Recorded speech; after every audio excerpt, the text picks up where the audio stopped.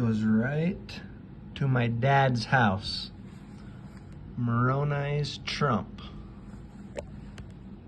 Now, here's the same Ensign. The second talk is by President Monson, who later became the prophet. Look at what it says. Preparing the way. Preparing the way. Preparing the way. I was in my mom's stomach. He says the name Aaron, I think about 15 times. I gotta count it again. Then, and I was born on November 7th. Why is Mark Peterson's picture November 7th is his birthday? That's why. I know what the Lord's saying. Look at that. Preparing the way. Then, and I was just outside. It's cold outside. Then, he mentions a little street I lived on. The only street I lived on in Salt Lake. A little one.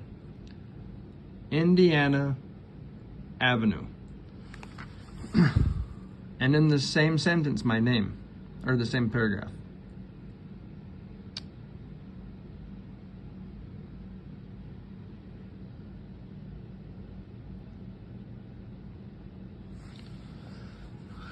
Look what else I noticed.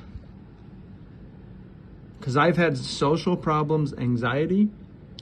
He talks about a young man with social problems who was shy, could not speak good, etc. That's another pattern that is not coincidence. And he talks about how he went to see this guy perform a baptism at the tabernacle. That's interesting. Because in order to get in the tabernacle, he had to cross South Temple. And he worked across the street from South Temple where the mall is. Deseret News used to be right there where the mall is. He worked across the street. So now he's sending another signal of the street I was born on. Not coincidence. And the next talk, David B. Haight,